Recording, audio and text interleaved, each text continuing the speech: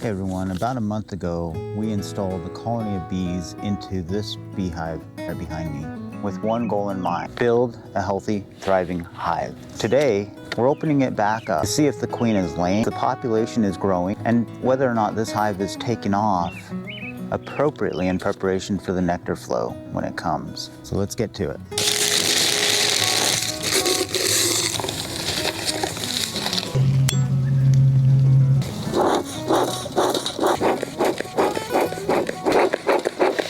I usually just keep pumping until I see fire come out. Once the fire comes out, I know it's going pretty well.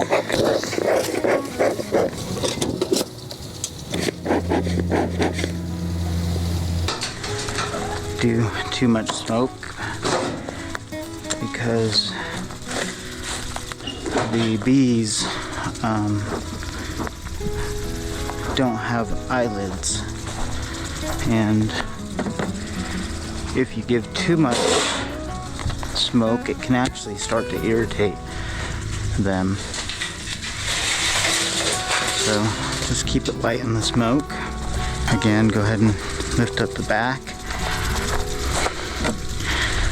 What they're doing right now, if you look at the hive, it's got pretty good closure on the top. I did have the corrugated metal on the top, but there will be some gaps every so often, just because the wood will expand over time. And if you get that, you try to find the ones that have the closest gap that you can and just replace them over time, little by little. But in the end, what you'll see is the bees are going to seal any type of opening that they don't prefer with propolis. And they'll use propolis for just about anything.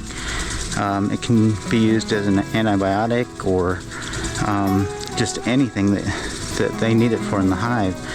You hear stories of them having to mice getting inside the hives, and the bees will kill the mouse, and instead of taking it out of the hive, they'll cover it with propolis. I had a Langstroth one time, and it just aged, and I got a big old knot in it from one of a branch knot, and it ended up falling out, and I didn't realize it. One time I went back and it had been completely sealed with propolis. So we'll go into more about propolis later on, but even here you can see some old propolis that's on the edge here. So anyway, you'll see more of that, and I'll talk more about propolis in here. So we're going to open up the end and just blow a little bit of smoke in there. Not much. Okay, let's give it that a minute to breathe.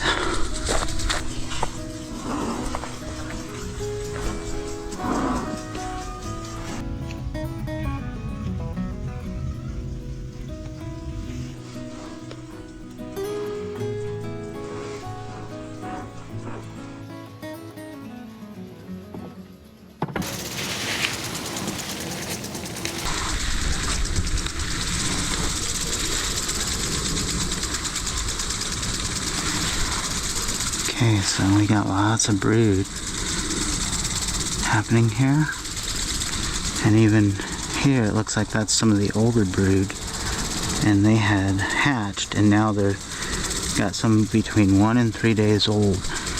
And in another video I'll show you how you calculate the age of the larvae.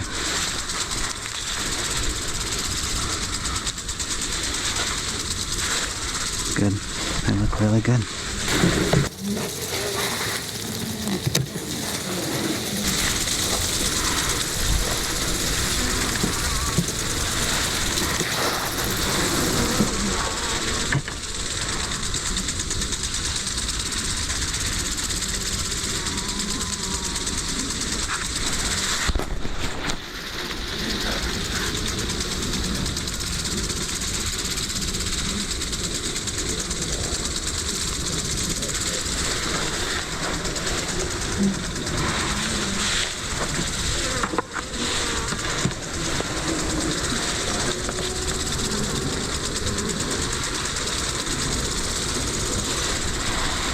I'm really liking what I'm seeing.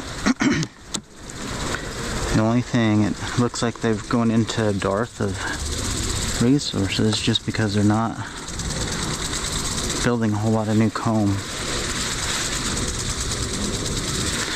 You can see in here pollen storages, and pollen acts as their protein.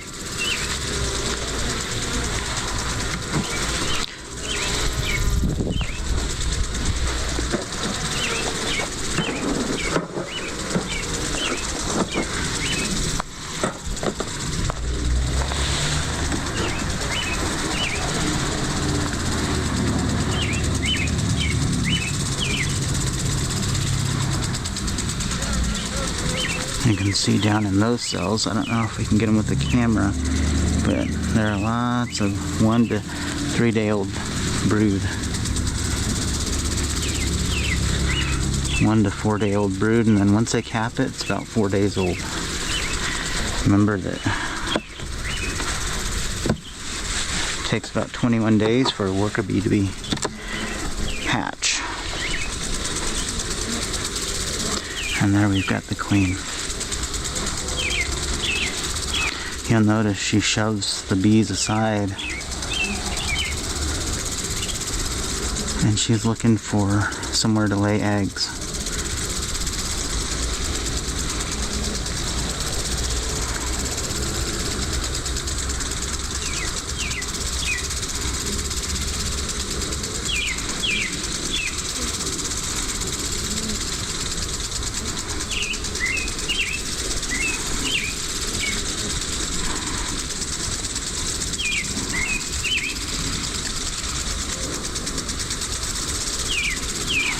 Notice that she has an elongated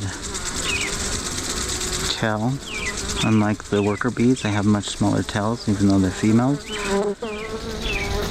During her first several days of inside these cells, they feed an abundance of royal jelly. And matter of fact, the cells will be much longer to accommodate her size, and what it has is sacs of eggs. Let's look at the other side. Here you got the pollen and the honey storage. You can definitely tell it's not even close to ready. It's still drippy.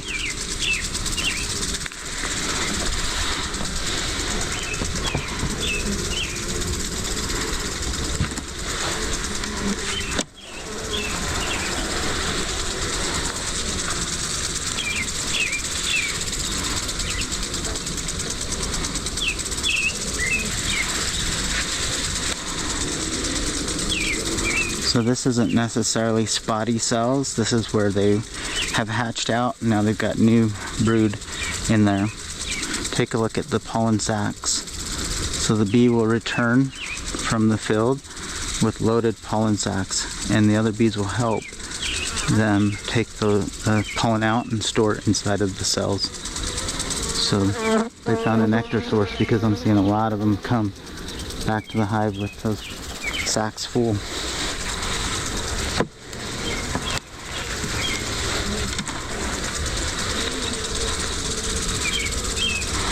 Same thing, lots of sacs, full. Okay.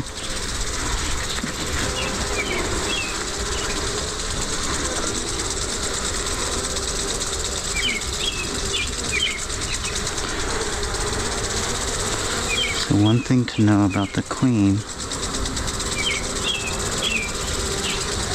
is that she doesn't do anything for herself. The other bees will feed her. They'll clean her. They do everything for the queen.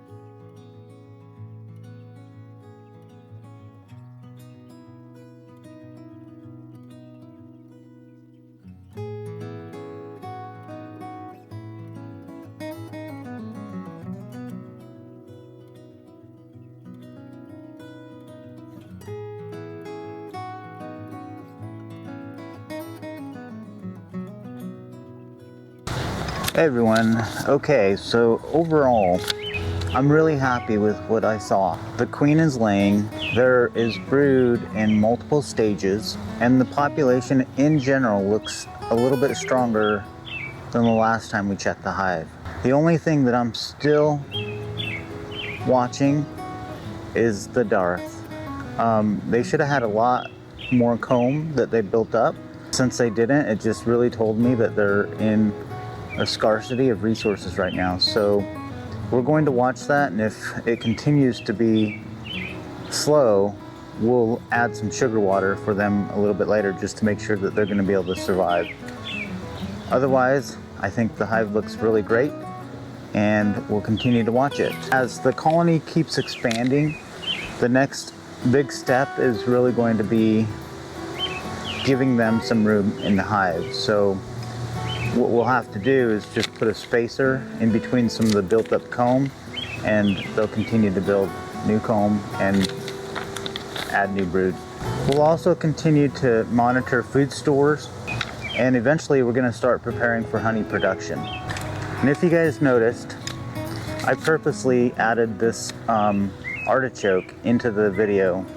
And the reason I added this artichoke is because it's an excellent source for the honeybees. But not only that, on our property, the purpose is just through the roof. You can see behind me, when we first bought this plant, 1 year we were getting artichokes. The second year we got lots of artichokes. Third year we got lots of artichokes. And honestly, all we did was plant it, water it. It comes out every year and looks beautiful. It also, we also let some of these artichokes go to flower, and this is what they look like. They're absolutely beautiful, and the bees love them. So that's the reason why they're in our video. I hope you enjoyed. We'll see you next time.